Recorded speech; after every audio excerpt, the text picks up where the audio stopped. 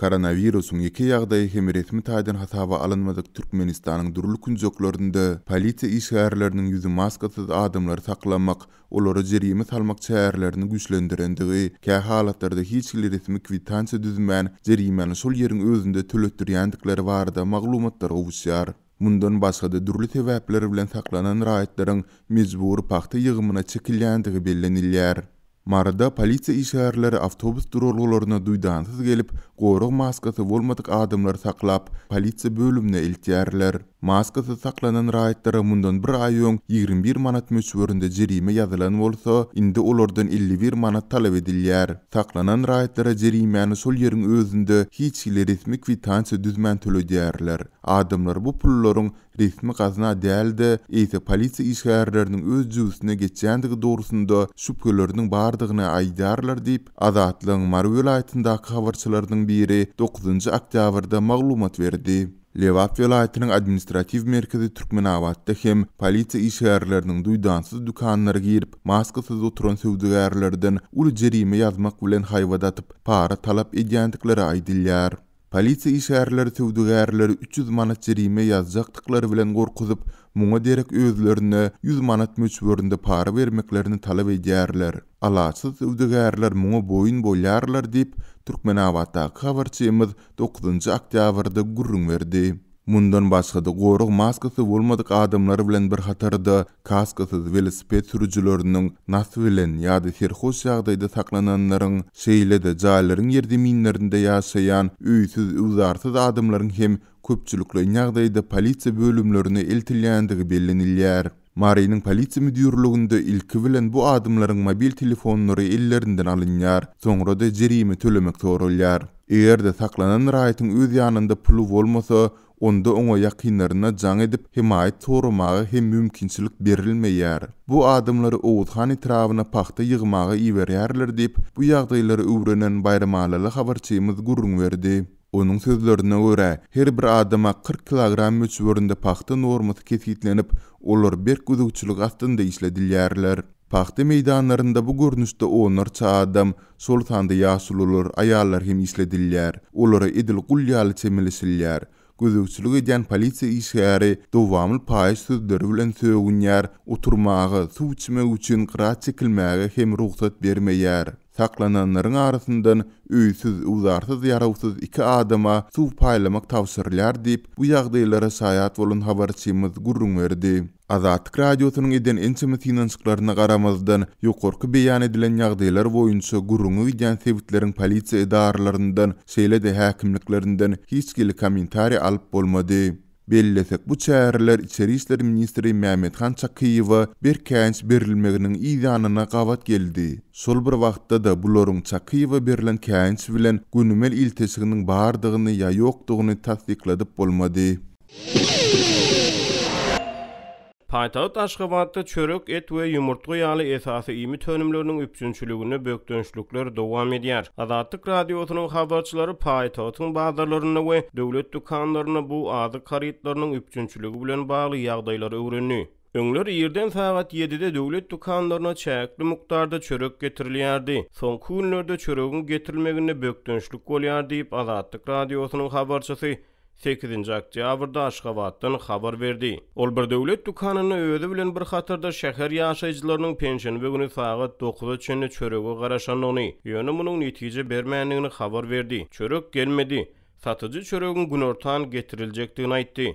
Ýaşaýjylar gaharlanyp dargydy diýip habarçy aýtdy. Ol çörek satyn almak üçin döwlet dukanyna garaşyp tamasy puja çykan ýaşaýjylaryň özari gurrunlaryny, olaryň çörek gutçulygyndan nägili bolýanlyklaryny habar berdi. Soňra günortan çörek getirildimi, getirilmedimi onu bilmedim. Biz teke bazaryndan çörek satyn aldyk. Bir çörek 5 manat diýip habarçy aýtdy. Ol bazardaky çörekleriň hem ululugynyň barha keçelýänligini, onuň hiliniň yaramazlygyny habar berdi. Resmiler döwlet dukanlarynyň çörek üpçünçiligine dören bökdönçlükleri ne inkar edýär ne de tasdikleýär. Aşgabatly ikinji habarçy beýleki bir döwlet dukanyna ýüze çykan buhanka çöreginiň gutçylygy barada habar berdi. Aşgabat şäheriniň çägine ýerleşýän döwletiň garamagynaky dukanlarda ýer sagat 7-de halk arasyna buhanka adlandyrylýan çörek çäkli mukdarda ýeter bahadan bir çörek 60 tengeden satylýar. Çöregiň hiliniň petrakdygyna garamazdan şäher we oba ýaşaýjylary uzagam bolsa paýtagta çörek almak üçin gelýärler. Son günlerde çörek üçünçüligi düýbünden yaramazlaşdy. Ýer sagat 7-de getirilýän çöregiň gelmegi togtady. Ýaşaýjylar sagat 7 bolmanka dukanyň gapysyny mejbur garawullamaly bolýarlar diýip habarçy habar berdi. Ol Aşgabatyň çetine ýerleşýän obalaryň ýaşaýjylarynyň hem çörek satyn almak üçin paýtagta gelýänliklerini aýtdy. Sebäbi paýtagtyň merkezindäki we merkezin golaýyndaky dukanlar ýeter bahadan çörek bilen üpçün edilýär. Şol sebäpden ilat 10-15 kilometr ýol geçip çörek almaga gelýärler. Bu ýagdaý her gün gaýtalanýar. Çörek ýetmeýän halatyna dawa jenjelem ýüze çykýar. Ýöne salihatly adamlar olaryň öz ýaşaýan ýerlerine çörek bolsa ýol söküp gelmezdiler. Olaryň hem ýagdaýyna düşüneliň diýip adamlary ılalaşdyrýarlar diýip habarçy gurrun berdi. Azatlyk radiosynyň habarçysy Aşgabatyň bir bazaryna et üçünçüliginiň ýagdaýyny öwrendi. Ol 8-nji oktýabrda paýtagtyň 30-njy etrapçasyna ýerleşýän 3 belgili bazarda düýe we geçetiniň satylanyny habar berdi. 30-njy etrapçada ýerleşýän 3 belgili bazarda sagat 10-ny bir düýäniň we 20 geçiniň eti satyldy. Alyjylar nobaty düzülüp garaşyp başladylar. Bir sagatyň dowamyna düýe eti böleklere bölündi. Hemde sagat 11-de 5 adamdan ilkinji nobatda düýe etini satyp başladylar diýip habarçy aýtdy. Ýöne ol käbir alyjylaryň soňra satyn alan etini ýygyna gaýtaranlygyny habar berdi. Bir bölek etiň epesli bölegi ýa galan bölegi şonuň üçin satyn almak islemediler. Satyjylar eti çalışmagy ýa-da saýlap almagy gadagan edýärler diýip habarçy aýtdy.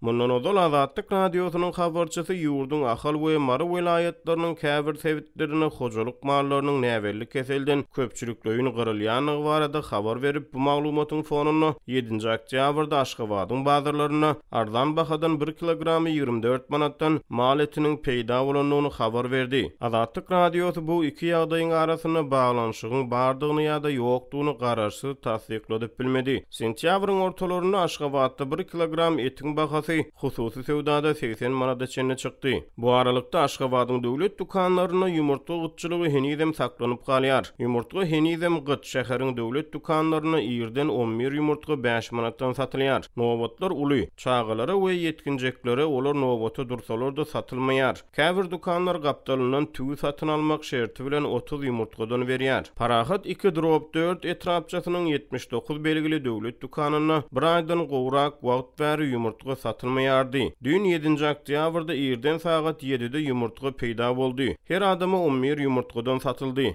Ýöne çalt gutordy. Bu adamlar ýumurtga satyn almak üçin ýerden sagat 6-da nobaty durdy. Hemde her adamy 11 ýumurtga dukanyň arka gapysyndan satyldy diýip habarçy aýtdy. Ol döwlet dukanyna ýumurtga sewdasyna täze şertin girdilenligini, onuň gapdaly bilen alyjylardan 3 manatdan gara hojalyk sabyny satyn almagyny talap edilýänligini habar berdi. 79 belgili dukanyna 2 aý töwereg wagt bäri ýumurtga satylmady. Ýöne parahat bir etrapçasyna ýerleşýän 21 belgili dukanyna şunça wagtla 11 ýumurtga 5 manatdan satyldy we satylýar. Gapdalynyň goşmaça haryt satyn almak talap edilmeýär. Dukan dolandyrjysynyň özü tertip düzgüne we adamlaryň nobatyna gödäwçilik edýär diýip habarçy aýtdy. Onuň maglumatlaryna görä hususy dukanlarda bir ýumurtga 1 manat 10 tenge 1 manat 20 tenge aralygyna bahalanýar. Hukuk goraýjy guramalar Türkmenistanda dowam edýän azyk krizisini üntü çekýär. 23-nji sentýabrda Adam hukuklaryny goraýjy Human Rights Watch we Adam hukuklary boýunça Türkmen inisiatiwasy guramasy beýanat çap edip Türkmenistanda hökümetiň COVID-19 pandemiýasynyň ykdysady täsirine jogap bermekdäki hereketsizliginiň Türkmenistanda öňünden gelýän azyk krizisini hasam güýçlendirendigini aýtdy. Türkmen resmileri ýurtda dowam edýän ykdysady kynçylyklary, şol sany esasy ýymy tönümleriniň üpçünçiligine dörýän kynçylyklary açaçan boyun almaýar. Döwlet mediasyna görä ýurtda bagtyarlyk höküm sürýär. Türkmenistanda pasport maglumatlarynyň köpçüliklerinin hataba alınmagy we ilatyň surata düşürilmegi dowam edýär. Ondan başga da döwlet edaralaryna ýüz tutulanda ilatdan talap edilen dürli resmi namalaryň sany köpelýär. Şu sakaçyn ýurdun ilaty dürli zerurlyklar şol sanda ýurdun içinde hereket etmek, azyk satyn almak we bankomatlardan pul çekmek üçin ençeme resmi nama almagy mejbur boldy. Ilatdan talap edilen spravkalaryň sanyny ýetigiderli köpeltmek boýunça etatan vilayatlerde köp duş gelen tejribe indi. Aşgabat şäherine hem barıp ýetdi. Bu arada Azatlyň Aşgabatdaky habarçylary gürrüň berýärler. Habarçymyzyň sözlerine görä paýtagtyň döwlet edaralaryna dürli sebeplere görä ýüz tutýan ilatdan talap edilen resmi namalaryň sany ýene epesli artypdyr. Mundan başga da şuňlar paýtagtdaky adresleriň ýazylyşyna degişli talaplar duýdanzy üýtgäp başlapdyr. Jemaat edaralarynyň ehlisi birden spravka talap edip başladylar. Bu adaty ýaşaýan ýerinden alynýan dokumentlere berginiň ýokdugy baradaky resmi nama we beýleklere degişli indi ýene bir başga talap tapdylar bilişiňiz ýaly parahat kiçi etraplary diňe bir san alman eýtem olarda bölekleýin goşmaça sany hem bar. Ýagny diňe parahat 3 tel, parahat 3/1 we parahat 3/2 hem bar. Bu parahat birlere de degişli şeýlelik bilen ähli resmi namalarda bu goşmaça sanlary aýyrmak talap edilip başlandy. Bu iş bolsa dowdakyň ähli gatlaklarynyň geçmek ýaly bir topar azap çekmegi göz öňünde tutýar diýip Azatlyň Aşgabatdaky habarçysy 9-njy oktýabrda etdi. Onuň sözlerine görä talap edilen täze resmi namalary almak köp sanly edara ýüz tutmagy we epesli madda çykdyjylary öz içine alýar. Munyň üçin etrap häkimligine hasaba alyş edarasyna GBTI pasport bölümine we arxitektora ýüz tutmaly. Elbetde ýazgydaky her üýtgeşiklik üçin pul tölemeli. Bu ören bir wagt geçirilen kampanya adamlaryň diňe küçüjük ýazgyny üýtgetmek üçin ençime ýere gatnamagyna we adamlaryň bir ýerde üýüşmegine hem dyknyşyklara sebäp bolýar. Bu bolsa aradan aýrylmadyk epidemiýa döwründe bolup geçýär. Türkmenistanyň häkimetleri ýoklanşly ketelçiligiň ýaýramagyna we ölüm hadisalarynyň köpelmegine garamazdan ýurtda koronawirusyň bardygyny henizem ikrar etmeýärler. Emma ilatdan ähli ýerlerde maska giýmegi talap edýärler we bazarlary hususy kärhanalary ýapyp ilaty girdeji çeşmelerinden ketýärler. Şol bir wagtda döwlet edaralarynda hem banklarda adamlaryň mejbury köplük bolup üýüşmegini görmezlige salýarlar. Ýurdun ähli künjeklerinde bankomatlaryň öňünde onlarça käte ýüzlerçe adam bank kartlaryna geçirilen aýlyklaryny, pensiýalaryny ýa-da kömek pullaryny almak umydy bilen birnäçe sagatlap nowata durýarlar. Goşmaça resmi namalaryň talap edilmeginiň we adresleriň üýtgedilmeginiň sebäpleri belli däl. Häkimetler munyň sebäbini ilada düşündirmeýärler. Azatlyň habarçysynyň sözlerine görä köpler bu täze bürokratik talap döwlet edaralary üçin goşmaça girdeji çeşmesini döredýär diýip hataplaýarlar. Bu kampaniýanyň ýeki bir maksadynyň ilatdan ýene goşmaça pul ýygnamakdygyna hemmeler düşünýär. Başga ilajy bolmadyk adamlar goşmaça resmi namalary ýygnamak üçin köp zähmet çekýärler. Ýeri gelende aýtsak, bu talap prezidentiň goşmaça resmi namalary talap etmegi hem döwlet edaralarynyň owuny uşak sora bilen raýatlara agyr ýük bermegi gadagan eden ýakynky görkezmelerine düýünden ters gelýär. Resmiler agyr pul ýetmezçiligini raýatlaryň egine atýarlar. Adamlara diňe zeýrenmek galýar barýan yerleriniň hemmesinde nowatlar bar. Emma köpler resmi nama almak pikirinden hem ýüzewrýärler sebäbi ähli tölegler üçin olarda ýeterlik pul ýok diýip habarçymyz aýdýar. Onuň belleşi ýaly paýtagtyň parahat kiçi etraplaryna goşmaça sanlaryň ýazylmagynyň üýtgedilmegine degişli täze düzgün bilen baglylykda pasportdaky ýazgylara näme boljakdygy hem entek belli däl. Muny hiç kim düşündirmeýär. Häzirki wagtda Türkmenistanyň vilayatlarynda ilatyň pasport maglumatlaryny köpçülikliň hataba almak iş amala aşyrylýar.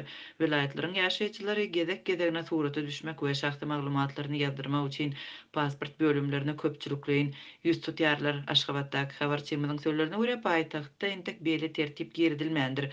Ol ýakynda paýtagtda adynan 2 ýedek polisiýanyň, Milli howpsuzlyk ministrliginiň we häkimlikleriniň işgärleriniň öýme-öý aýlanyp ýaşaýanlary hem ýazga duranlary öz sanawlary bilen deňeşdirip belläp gidenligini aýtdy. Mundan öňe Azatlyň Libap we Mary vilayatlaryndaky habarçylary region ýaşaýjylaryna öz dokumentlary bilen ýaşaýan ýerleriniň administrasiýalaryna baryp surata düşmegiň tapşyrylandygyny habar berdiler. Her kimiň hut özü baryp surata düşmegiň talap edilenligi sebäpli pasport ofislerinde garyndaşlary tarapyndan göterilip getirilen garrylary we tyrka adamlary hem görmek mümkin.